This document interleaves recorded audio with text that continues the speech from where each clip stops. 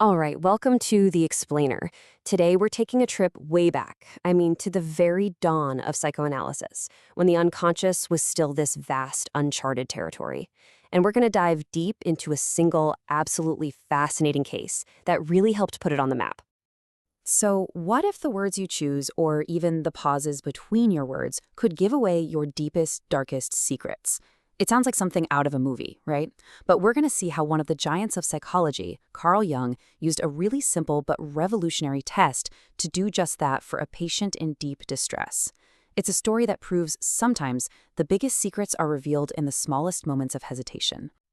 So, let's set the scene. It's Zurich, 1905, and our story revolves around a patient we're just going to call Miss E. Now, on the outside, she's got it all together. Respectable, educated, but underneath that surface, her mind is an absolute war zone, with symptoms that had stumped every single doctor she'd seen. So, let's meet her, Miss E, 37 years old, a teacher, someone people would look up to. But that's just the public face, you know? In private, she's living this waking nightmare, can't sleep, can't sit still, and she has this terrifying, constant fear that she is literally going mad. And look, those feelings of going mad, they were just the tip of the iceberg. Her mind was just consumed by these incredibly bizarre, powerful obsessions.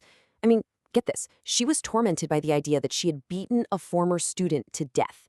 She was convinced she was responsible for a neighbor dying without their final prayers, that she damned this woman's soul. She even believed her own thoughts were like a disease, a psychic poison that could infect anyone she talked to. Now, Jung looks at all this and he thinks, okay, something else is going on here. He suspected that the real problem wasn't these bizarre obsessions themselves, but something hidden much, much deeper in her unconscious. So he decided to skip the usual methods like hypnosis and try out a new, kind of experimental tool he'd been working on. Okay, so to get what Jung was trying to do, you have to understand his big idea here. He believed that our unconscious mind isn't just some messy closet where we shove random memories. No, he thought it had a structure. And that structure was built around what he called psychic complexes. Now, think of these like little emotional black holes in your mind, supercharged clusters of ideas and images that have their own gravity. They secretly pull on our thoughts, our feelings, our actions, without us even realizing it. So, how do you find these hidden black holes? Well, that's where his word association test comes in. It's actually pretty brilliant in its simplicity. The idea is, when a seemingly random word hits a nerve, when it pokes one of those hidden emotional complexes, it creates a disturbance. It's like your conscious mind suddenly stumbles. It has to navigate this minefield of painful feelings before it can spit out an answer. And that hesitation, that struggle, that's what shows up as a long pause, a really weird answer, or even forgetting what you said later. All of these are like little red flags, signaling, hey, there's an emotional landmine buried right here.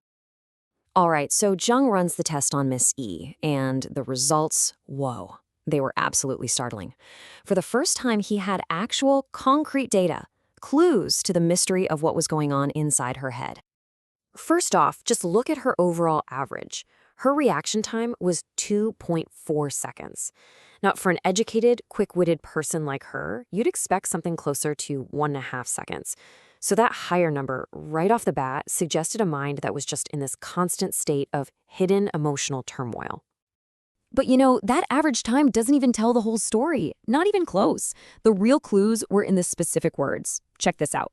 The word is habit. It takes her over 12 seconds to respond. 12 seconds.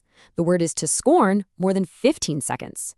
These aren't just little hesitations. In the world of psychoanalysis, these are like earthquakes, pointing directly to the epicenters of her psychological pain. So, to Jung, these weren't just random brain farts. He saw a clear pattern emerging. He pieced these clues together and saw them as a kind of map. A map leading directly to a deeply buried sexual complex. Something tied up with a whole lot of shame and self-blame. So now Jung has his data. He's got his map. And he moves from being an investigator to being a doctor.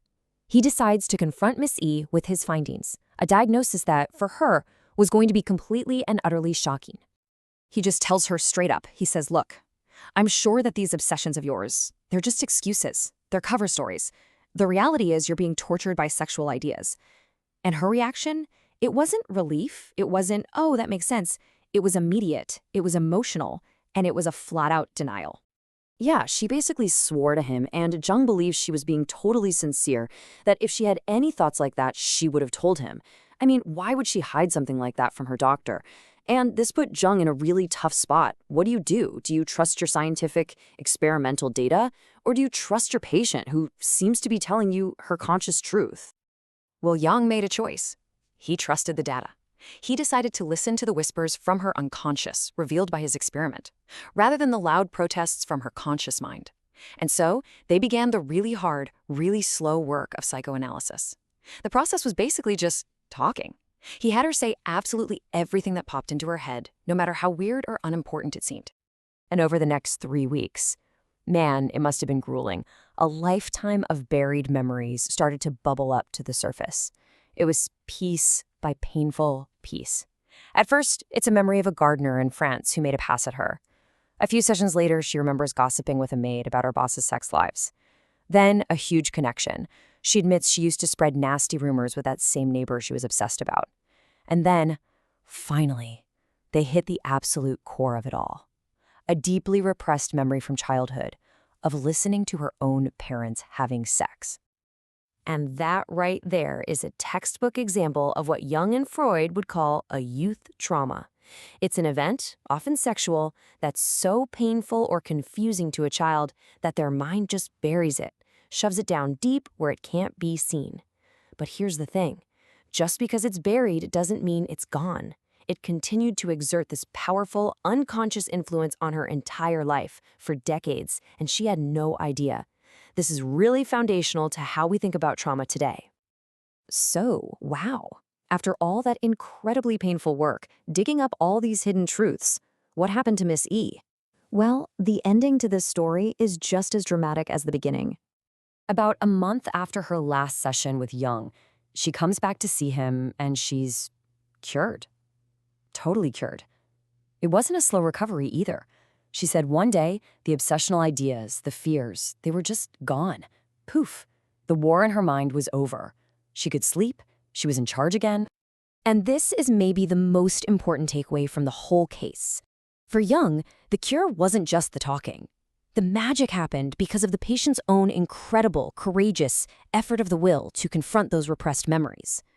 By dragging those scary thoughts out of the dark and into the light of her conscious mind, she took away their power, their horror. In the end, she became the master of her own ideas once again.